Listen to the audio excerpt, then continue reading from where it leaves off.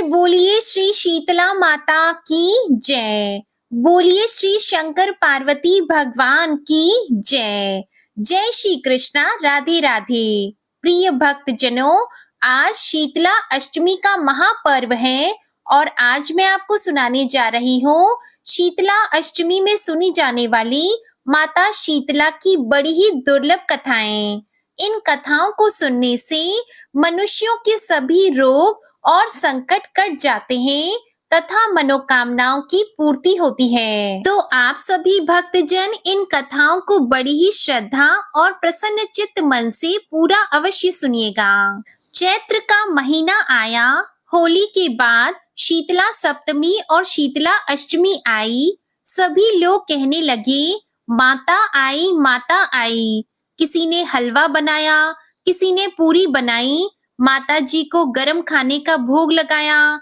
माता के अंग अंग में आग जलने लगी तो माता दौड़ी दौड़ी कुम्हार के घर गई और कुम्हार से कहा कि मेरा अंग अंग जल रहा है, मुझे ठंडी मिट्टी में लेटना है। ठंडी मिट्टी में लेटने से माता को थोड़ी ठंडक मिली और कहा कि कुम्हार, मुझे भूख लगी है। तो कुम्हार ने रात की ठंडी रोटी माता को खाने के लिए दे दी।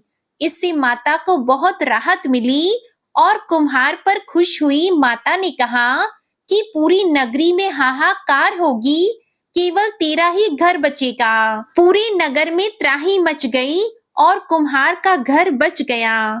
तो नगर वालों ने कुम्हार से कहा कि तूने कोई जादू टोना किया है क्या, क्योंकि पूरा नगर नष्ट हो गया और तेरा घर ही बच गया। तब कुम्हार ने कहा कि मैंने कोई जादू टोना नहीं किया है, मैंने तो बस माता को शीतल किया है। आप सब लोगों ने माता को गरम गरम खाने का भोग लगाया था तो माता के अंग अंग में फफोले हो गए थे। इसी कारण माता का प्रकोप हुआ है और पूरे नगर में त्राही मच गई। तब लोगों की आंखें खुली और कुम्हार से कहा कि माता कहाँ है। कुम्हार ने बताया कि माता नीम के नीचे ठंडी छाया में बैठी हैं।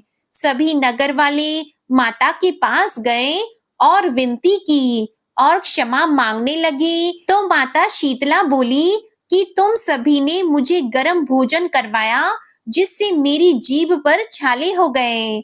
कुम्हार ने मुझे ठंडा भोजन कराया जिससे मुझे ठंडक और शीतलता मिली। इसी कारण पूरा नगर नष्ट हो गया और मेरी कृपा से कुम्हार का घर महल बन गया। लोगों ने माता से विनती की और कहा कि अब हम क्या करें। तो माता ने बताया कि होली के 7 दिन बाद शीतला सप्तमी आती है और फिर उसके अगले दिन शीतला अष्टमी आती है। उस दिन सभी गांव वाले और औरतें छठ के दिन बनाए हुए ठंडे खाने से मुझे भोग लगाएं और मेरी पूजा करें। 12 महीने बाद वापस शीतला सप्तमी और शीतला अष्टमी आई। राजा ने पूरे नगर में ढिंडोरा पिटवा दिया कि होली के बाद 7 दिन तक सब शीतला माता का अख्ता रखेंगे, यानी कि कोई सिर नहीं धोए, वह सिलाई कुटाई पिसाई आदि नहीं करे। लोगों ने वैसा ही किया। देवी शीतला माता प्रसन्न हुई और पूरे नगर में आनंद हो गया। देवी शीतला माता ने सभी पर अपनी कृपा की। जैसी कृपा माँ ने गांव वालों पर की, ऐसी ही कृपा हम सब पर भी करना। बोलिए श्री शीतला माता की जय। अब सुनिए शीतला माता की दूसरी कथा। एक बुढ़िया माई थी जो बासोड़ा को अच्छी तरह विधि विधान से पूजा करती थी और व्रत रखती थी। इस दिन वह ना तो चूल्हे में आग जलाती थी और ना ही गर्म भोजन करती थी। बासोड़ा के पहले दिन भोजन बनाकर रख लेती और दूसरे दिन विधि विधान से शीतला माता की पूजा करती थी। गांव में कोई भी व्यक्ति शीतला माता को नहीं मानता था। एक बार की बात है, बासुड़ा के दिन सारे गांव में आग लग गई और सारा गांव जल गया, परंतु बुढ़िया की झोपड़ी बच गई। तो सारे लोग देखने लगे कि पूरा का पूरा गांव जलकर खाक हो गया है, परंतु बुढ़िया माई की झोपड़ी नहीं जली। चलो चलकर देखते हैं क्या बात है। सभी मिलकर बुढ़िया माई के घर गए और पूछा कि आपका घर क्यों नहीं जला, क्या बात है? तो बुढ़िया माई बोली, मैं शीतला माता की पूजा करती हूँ और बासोड़ा के दिन ठंडा भोजन करती हूँ। आप लोग तो शीतला माता को नहीं मानते हैं, इसलिए मेरी झोपड़ी तो शीतला माता की कृपा से बच गई और तुम्हारे घर जल गए। तो उसके बाद से पूरे गांव के लोग बासोड़ा के दिन अच्छी तरह विधि विधान से पूजा करते और ठंडा भोजन करते और शीतला माता की व्रत कथा सुनते। जिस दिन शीतला माता को भोग लगानी हो उसके एक दिन पहले ही खाना बनाना चाहिए। हे शीतला माता, जैसे आपने बुढ़िया की रक्षा की वैसी ही हमारी रक्षा करना और हमारे बाल बच्चों की भी रक्षा करना, हर बीमारी से उन्हें बचाए रखना।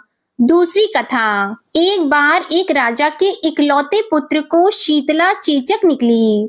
उसी के राज्य में एक काची पुत्र को भी शीतला निकली हुई थी। काची परिवार बहुत गरीब था, पर देवी भगवती का उपासक था। वह धार्मिक दृष्टि से जरूरी समझे जाने वाले सभी नियमों को बीमारी के दौरान भी भली भांति निभाता रहा। घर में साफ सफाई का विशेष ख्याल रखा जाता था। नियम से देवी भगवती की पूजा होती थी। नमक खाने पर पाबंदी थी। सब्जी में न तो छौंक लगता था और न कोई वस्तु भुनी तली जाती थी। गरम वस्तु न वह स्वयं खाता, न शीतला वाले लड़के को देता था। ऐसा करने से उसका पुत्र शीघ्र ही ठीक हो गया। उधर जब से राजा के लड़के को शीतला का प्रकोप हुआ था, तब से उसने देवी भगवती के मंडप में शतचंडी का पाठ शुरू करवा रखा था।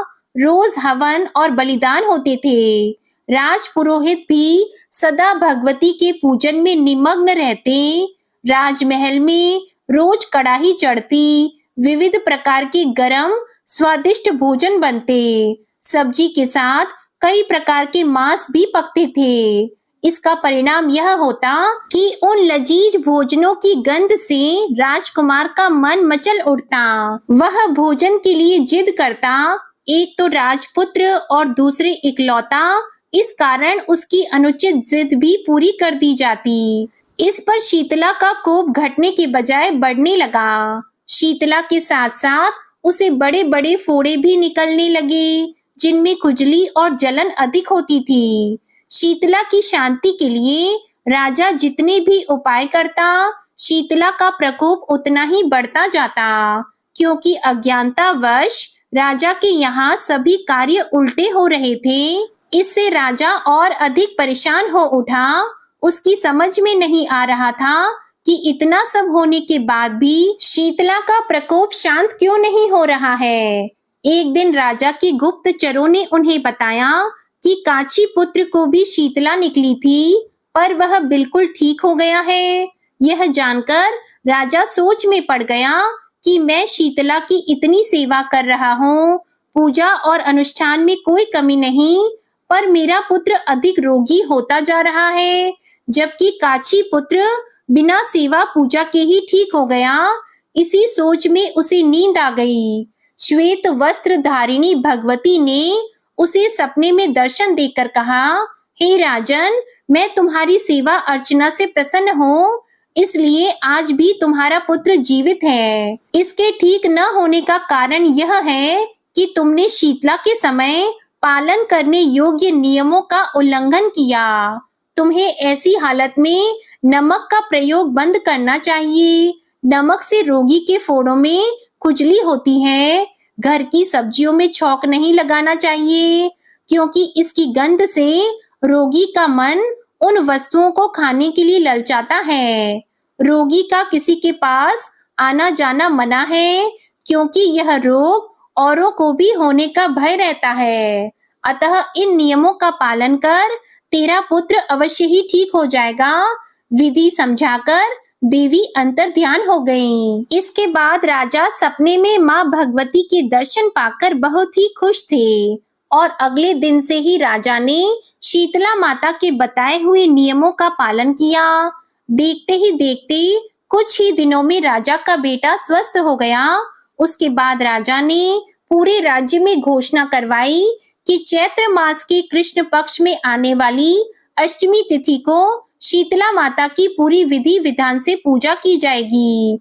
इस दिन पूरे राज्य में कोई भी घर पर चूल्हा नहीं जलाएगा और हर महीने अष्टमी तिथि के दिन व्रत रखकर व्रत कथा सुनी जाएगी। तो सारी जनता ने राजा के इस आदेश को पूरी श्रद्धा पूर्वक पालन किया। ऐसा करने से उन्हें शीतला माता का आशीर्वाद प्राप्त हुआ और पूरे राज्य में कभी भी रोग व्याधि नहीं आई। तो इस तरह कोई भी व्यक्ति शीतला अष्टमी के दिन शीतला माता की कथा को सुनता है और व्रत रखता है तो उसे संक्रामक बीमारियां, चर्म रोग, चेचक, छोटी माता, बड़ी माता आदि से छुटकारा मिलता है। प्रेम से बोलो शीतला माता की जय। अब सुनते हैं शीतला माता की तीसरी कथा। एक गांव में ब्राह्मण दंपति रहते थे। दंपति के 2 बेटे और 2 बहुएं थी। बहुओं को लंबे समय के बाद बेटे हुए। इतने में शीतला अष्टमी का पर्व आया। घर में पर्व के अनुसार ठंडा भोजन तैयार किया गया। दोनों बहुओं के मन में विचार आया कि यदि हम ठंडा बासी भोजन लेंगी तो बीमार हो जाएंगी और बेटे भी अभी छोटे हैं। इस विचार के कारण दोनों बहुओं ने चोरी छिपे पशुओं के दाने तैयार करने के बर्तन में गुपचुप 2 बाटी तैयार कर ली। सास बहू शीतला की पूजा करके आई और शीतला माता की कथा सुनी। बाद में सास शीतला माता के भजन करने बैठ गई, लेकिन दोनों बहुएं बच्चे रोने का बहाना बनाकर घर आ गईं। दाने के बर्तन से गरम गरम रोटला निकाला, चूरमा किया और पेट भरकर खाना खाया। सास ने घर आने पर बहुओं से भोजन करने के लिए कहा। बहुएं ठंडा बासी भोजन करने का दिखावा करके घर के काम में लग गई। सास ने कहा, बच्चे कब के सोए हुए हैं, उन्हें जगाकर भोजन करा लो। बहुएं जैसे ही अपने बेटों को जगाने गई तो उन्हें मृत पाया। ऐसे बहुओं की करतूतों के फल स्वरूप शीतला माता के प्रकोप के कारण हुआ था। बहुएं विवश हो गईं और सास ने घटना जानने के बाद बहुओं को खूब डांटा। सास बोली कि तुम लोगों ने शीतला माता की अवहेलना की है, इसलिए घर से निकल जाओ और बेटों को जिंदा स्वस्थ लेकर ही घर में वापस पैर रखना। अपने मरे हुए बेटों को टोकरे में सुलाकर दोनों बहुएं घर से निकली और जाते जाते रास्ते में एक जीर्ण वृक्ष आया। यह खेजड़ी का वृक्ष था। इसके नीचे ओरी शीतला दोनों बहनें बैठी थीं। दोनों के बालों में खूब सारी जुएं थी। बहुओं को थकान हो गई थी, इसलिए दोनों बहुएं ओरी और शीतला के पास आकर बैठ गईं। उन दोनों ने शीतला और ओरी के बालों से खूब सारी जू निकाली। जुओं का नाश होने से ओरी और शीतला ने अपने मस्तक में शीतलता का अनुभव किया और कहा, तुम दोनों ने हमारे मस्तक को शीतल किया है, वैसे ही तुम्हें पेट की शांति मिले। दोनों बहुएं एक साथ बोली कि पेट का दिया हुआ ही लेकर हम मारी मारी भटक रही हैं, परंतु शीतला माता के दर्शन हुए ही नहीं। शीतला माता ने कहा कि तुम दोनों पापिनी हो, दुष्ट हो, दुराचारिणी हो, तुम्हारा तो मुंह देखने भी योग्य नहीं है। शीतला अष्टमी के दिन ठंडा भोजन करने के बदले तुम दोनों ने गर्म भोजन कर लिया था।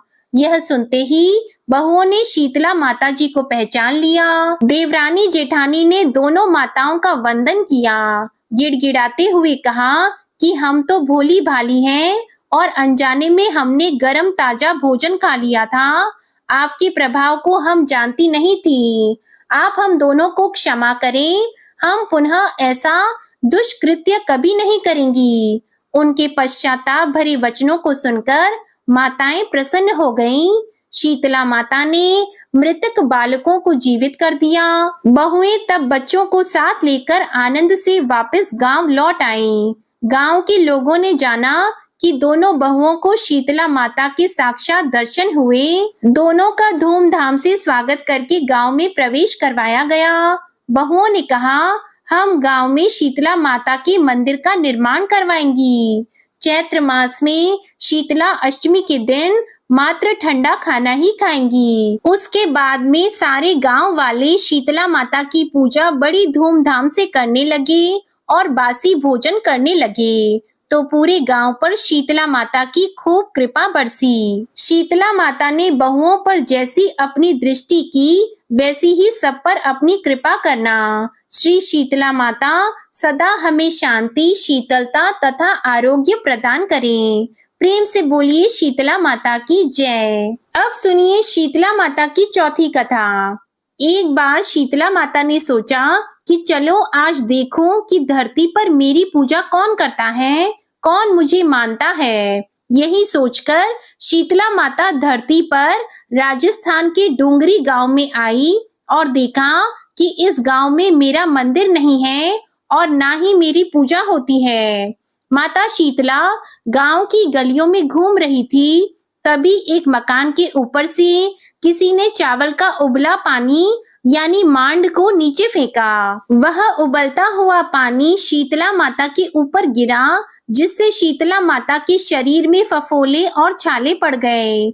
शीतला माता के पूरे शरीर में जलन होने लगी। शीतला माता गांव में इधर उधर भाग भाग के चिल्लाने लगी, अरे मैं जल गई, मेरा शरीर तप रहा है, जल रहा है, कोई मेरी सहायता करो। लेकिन उस गांव में किसी ने शीतला माता की सहायता नहीं की। वहीं अपने घर के बाहर एक कुम्हारिन महिला बैठी थी। उस कुम्हारिन ने देखा कि अरे यह बूढ़ी माई तो बहुत जल गई है, इसके पूरे शरीर में तपन है, इसके पूरे शरीर में फफोले पड़ गए हैं, यह तपन सहन नहीं कर पा रही है।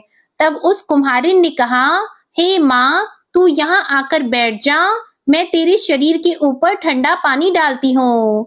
कुम्हारिन ने उस बूढ़ी माई पर खूब ठंडा पानी डाला और बोली, हे माँ, मेरे घर में रात की बनी हुई राबड़ी रखी है, थोड़ा दही भी है, तू दही राबड़ी खा ले। जब बूढ़ी माई ने ठंडी ज्वार के आटे की राबड़ी और दही खाया तो उसके शरीर को ठंडक मिली। तब उस कुम्हारिन ने कहा, आ माँ बैठ, तेरे सिर के बाल बहुत बिखरे हैं, ला मैं तेरी चोटी गूंथ देती हूँ। और कुम्हारिन माई की चोटी गूंथने के लिए कंघी बालों में करती रही। अचानक कुम्हारिन की नजर उस बूढ़ी माई के सिर के पीछे पड़ी तो कुम्हारिन ने देखा कि एक आंख बालों के अंदर छुपी है। यह देखकर वह कुम्हारिन डर के मारे घबराकर भागने लगी। तभी उस बूढ़ी माई ने कहा, रुक बेटी, तू डर मत, मैं कोई भूत प्रेत नहीं हूँ, मैं शीतला देवी हूँ। मैं इस धरती पर देखने आई थी कि कौन मुझे मानता है, कौन मेरी पूजा करता है। इतना कहकर माता चार भुजा वाली हीरे जवारात के आभूषण पहने, सिर पर स्वर्ण मुकुट धारण किए अपने असली रूप में प्रकट हो गईं। माता के दर्शन करके कुम्हारिन सोचने लगी कि अब मैं गरीब इन माता को कहाँ बिठाऊं। तब माता बोली, हे बेटी, तुम किस सोच में पड़ गई। तब उस कुम्हारिन ने हाथ जोड़कर आंखों में आंसू बहते हुए कहा, हे माँ, मेरे घर में तो चारों तरफ दरिद्रता बिखरी हुई है, मैं आपको कहाँ बिठाऊं।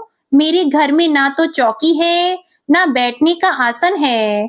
तब शीतला माता प्रसन्न होकर उस कुम्हारिन के घर पर खड़े हुए गधे पर बैठकर एक हाथ में झाड़ू, दूसरे हाथ में डलिया लेकर उस कुम्हारिन के घर की दरिद्रता को झाड़कर डलिया में भरकर फेंक दिया और उस कुम्हारिन से कहा, हे बेटी, मैं तेरी सच्ची भक्ति से प्रसन्न हूँ, अब तुझे जो भी चाहिए मुझसे वरदान मांग ले। तब कुम्हारिन ने हाथ जोड़कर कहा, हे माता, मेरी इच्छा है अब आप इसी डोंगरी गांव में स्थापित होकर यहीं निवास करें और जिस प्रकार आपने मेरे घर की दरिद्रता को अपनी झाड़ू से साफ कर दिया, ऐसे ही आपको जो भी भक्त होली के बाद की सप्तमी को भक्ति भाव से पूजा करके अष्टमी के दिन आपको ठंडा जल, दही और बासी ठंडा भोजन चढ़ाए, उसके घर की दरिद्रता को दूर करना और आपकी पूजा करने वाली महिला का अखंड सुहाग रखना, उसकी गोद हमेशा भरी रखना। साथ ही जो पुरुष शीतला अष्टमी को नाई के यहाँ बाल न कटवाएं, धोबी को कपड़े धुलने न दें और पुरुष भी आप पर ठंडा जल चढ़ाकर, नारियल फूल चढ़ाकर परिवार सहित ठंडा बासी भोजन करें, उसके काम धंधे व्यापार में कभी दरिद्रता न आए। तब माता बोली, तथास्तु। हे बेटी, जो तूने वरदान मांगे हैं मैं सब तुझे देती हूँ। हे बेटी, तुझे आशीर्वाद देती हूँ कि मेरी पूजा का मुख्य अधिकार इस धरती पर सिर्फ कुम्हार जाति का ही होगा। तभी उसी दिन से डुंगरी गांव में शीतला माता स्थापित हो गई और उस गांव का नाम हो गया शील की डुंगरी। शील की डुंगरी भारत का एकमात्र मुख्य मंदिर है। शीतला सप्तमी के दिन यहाँ बहुत विशाल मेला लगता है। प्रेम से बोलिए शीतला माता की जय। तो ये थी शीतला सप्तमी और अष्टमी के दिन सुनी जाने वाली पौराणिक कथा। अब आप सुनेंगे भगवान गणेश जी की कथा। प्रेम से बोलिए गणेश भगवान की जय। एक बुढ़िया माई थी, वह बहुत ही गरीब और दृष्टिहीन थी। उसके एक बेटा और बहू थे। वे बुढ़िया सदैव गणेश जी की पूजा किया करती थी। एक दिन गणेश जी प्रकट होकर उस बुढ़िया से बोले, बुढ़िया माँ, तू जो चाहे मांग लो। बुढ़िया बोली, मुझसे तो मांगना नहीं आता, कैसे और क्या मांगू? तब गणेश जी बोले, अपनी बहू बेटी से पूछकर मांग ले। तब बुढ़िया ने अपने बेटे से कहा, गणेश जी कहते हैं तू कुछ मांग ले, बता मैं क्या मांगू? तो पुत्र ने कहा, माँ तू धन मांग ले। बहू से पूछा तो बहू ने कहा, नाती मांग लो। तब बुढ़िया ने सोचा कि ये तो अपने अपने मतलब की बात कह रहे हैं। अतः उस बुढ़िया ने पड़ोसिनों से पूछा तो उन्होंने कहा, बुढ़िया तू तो थोड़े ही दिन जिएगी, क्यों तू धन मांगे और क्यों नाती मांगे? तू तो अपनी आँखों की रोशनी मांग ले, जिससे तेरी जिंदगी आराम से कट जाए। इस पर बुढ़िया बोली, यदि आप प्रसन्न हैं तो मुझे 9 करोड़ की माया दे, निरोगी काया दे, अमर सुहाग दे, आँखों की रोशनी दे, नाती दे, पोता दे और सब परिवार को सुख दे और अंत में मोक्ष दे। यह सुनकर तब गणेश जी बोले, बुढ़िया माँ, तुमने तो हमें ठग लिया, फिर भी जो तूने मांगा है वचन के अनुसार सब तुझे मिलेगा। और यह कहकर गणेश जी अंतर ध्यान हो गए। उधर बुढ़िया माँ ने जो कुछ मांगा वह सब कुछ मिल गया। हे गणेश जी महाराज, जैसे आपने उस बुढ़िया माँ को सब कुछ दिया वैसे ही सबको देना। बोलो भगवान गणेश की जय, भगवान शंकर और माता पार्वती की जय। अब आप सुनिए लपसी और तपसी की कहानी। एक लपसी था, एक तपसी था। तपसी हमेशा भगवान की तपस्या में लीन रहता था। लपसी रोजाना 1.25 सेर की लापसी बनाकर भगवान को भोग लगाकर भोजन कर लेता था। एक दिन दोनों लड़ने लगे। तपसी बोला, मैं रोज भगवान की तपस्या करता हूँ, इसलिए मैं बड़ा हूँ। लपसी बोला, मैं रोज भगवान को 1.25 सेर लापसी का भोग लगाता हूँ, इसलिए मैं बड़ा हूँ। नारद जी वहां से गुजर रहे थे। उन्होंने दोनों को लड़ता हुआ देखकर उनसे पूछा कि तुम लड़ क्यों रहे हो? तपसी ने खुद को बड़ा होने का कारण बताया और लपसी ने अपना कारण बताया।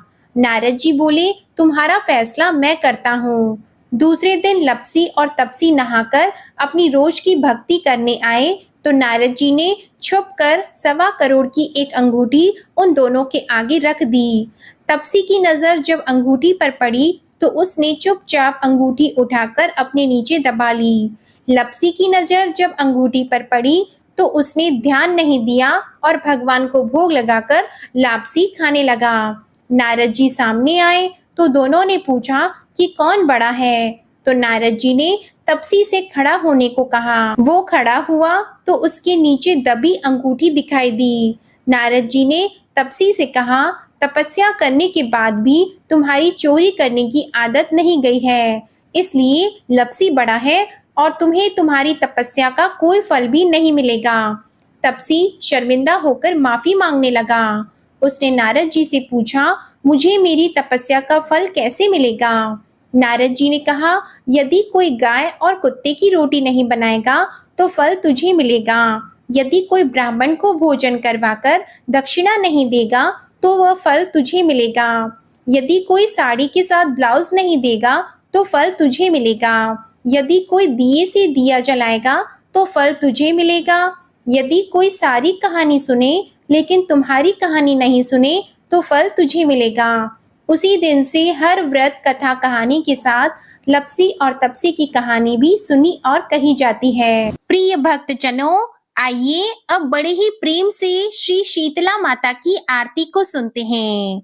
जय शीतला माता मैया, जय शीतला माता, आदि ज्योति महारानी, सब फल की दाता।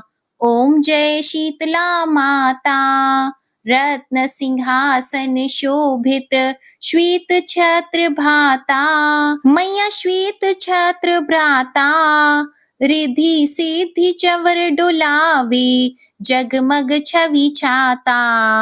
ओम जय शीतला माता, विष्णु सेवत ठाड़ी, सेवे शिव धाता, मैया सेवे शिव धाता। वेद पुराण वर्णत, पारम नहीं पाता। ओम जय शीतला माता, इंद्र मृदंग बजावत, चंद्र वीणा हाथा, मैया चंद्र वीण हाथा। सूरज ताल बजावे, नारद मुनि गाता। ओम जय शीतला माता, घंटा शंख शहनाई, बाजे मन भाता, मैया बाजे मन भाता। करे भक्त जन आरती, लखी लखी हर्षाता। ओम जय शीतला माता, ब्रह्म रूप वरदानी, तू ही तीन काल ज्ञाता, मैया तू ही तीन काल ज्ञाता। भक्तन को सुख देती, मातु पिता भ्राता। ओम जय शीतला माता, जो जन ध्यान लगावे, प्रेम शक्ति पाता, मैया प्रेम शक्ति पाता। सकल मनोरथ पावे, भवनिधि तर जाता। ओम जय शीतला माता, रोगों से पीड़ित कोई, शरण तेरी आता, मैया शरण तेरी आता। कोड़ी पावे निर्मल काया, अंध नेत्र पाता। ओम जय शीतला माता, बांझ पुत्र को पावे, दारिद्र कट जाता, मैया दारिद्र कट जाता। तो को भज जो नाही, सिर धुनि पछताता। ओम जय शीतला माता, शीतल करती जन की, तू ही है त्राता, मैया तू ही है त्राता। उत्पत्ति बाला विनाशन, तू सबकी माता। ओम जय शीतला माता, दास नारायण कर जोरी माता, मैया कर जोरी माता। भक्ति अपनी दीजे और न कछु माता। ओम जय शीतला माता। प्रेम से बोलिए श्री शीतला माता की जय। आज की कथा में आनंद आया हो तो इस वीडियो को लाइक कीजिएगा, शेयर कीजिएगा, हमारी चैनल को सब्सक्राइब कीजिएगा और कमेंट में श्री शीतला माता की जय अवश्य लिखिएगा। जय माता दी।